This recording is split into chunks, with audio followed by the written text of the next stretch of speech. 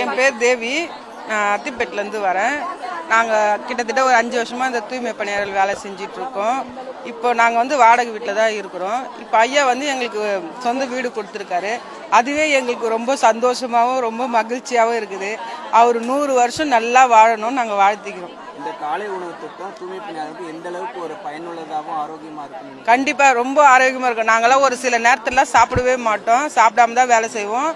அப்படி இருக்கும்போது இப்போ எங்களுக்கு கிடைக்குதுன்னும் போது நாங்கள் கண்டிப்பாக சாப்பிட்டு இன்னும் நல்லா வேலை செய்வோம். இன்னும் எக்ஸ்ட்ரா ஒரு 1/2 மணி நேரம் கூட நாங்கள் வேலை செய்வோம். நாங்கள் உங்களில் நிறைய முதியோர்கள் வயசானவங்களா இருப்பாங்க. அவங்களுக்கு அந்த சரியான நேரத்துக்கு உணவு எடுக்கணுன்ற ஒரு கட்டாயம் இது இப்போ சூடாக செய்யும் போது அவங்களுக்கு எந்த அளவுக்கு ஒரு ஆரோக்கியமாக இருக்கும்? கண்டிப்பாக அவங்களுக்கு ரொம்ப ரொம்ப ரொம்ப அவங்களுக்கு உடம்புக்கு நல்லா இருக்கும். ஏன்னா சுகர் பேஷண்ட்லாம் கூட இருக்காங்க. அவங்களுக்கு கண்டிப்பாக இது சாப்பிட்டாங்கன்னா இன்னும் நல்லா வேலை செய்வாங்க. நாங்களும் அதே மாதிரி சாப்பிட்டோம்னா நல்லா இன்னும் கொஞ்சம் தெம்பாக வேலை செய்வோம். இன்னும் ஒரு 2 ஹவர் எக்ஸ்ட்ரா கூட செய்வோம் நாங்கள் வேலை. என் பேர் வாசுகி. ஜோன் 3ல தூய்மை பணியாளராக வேலை பார்க்குறேன். எனக்கு வாடகை வீட்டில் தான் இருக்கேன். ரொம்ப நாளாக கஷ்டப்பட்டுட்டு இருக்கோம்.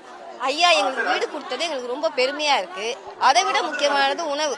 3 வேளை சாப்பாட்டுக்கு நாங்கள் ரொம்ப கஷ்டப்படுறோம். எந்த வீட்டுக்கு தண்ணி கேட்டால் கூட யோசிப்பாங்க கொடுக்குறது. ஆனால் இப்போ எங்களுக்கு அந்த கவலை இல்லை.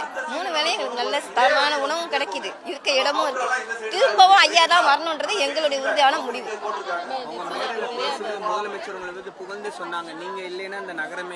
உண்மையா அப்படிதாங்க. இப்போ மறுபடியும் அவங்க வரணும்னு எதுக்காக நாங்க இது பண்றோம்னாக்கா, இந்த அளவுக்கு செஞ்ச எங்களுக்கு இன்னமும் அதிகமா செய்வாங்க. எங்க தலைமுறைக்கு, எங்க பிள்ளைங்களுக்கு, பேரன் பேத்தி அவங்களுக்கெல்லாம் இன்னும் அதிகமா ஐயா செய்வாங்க.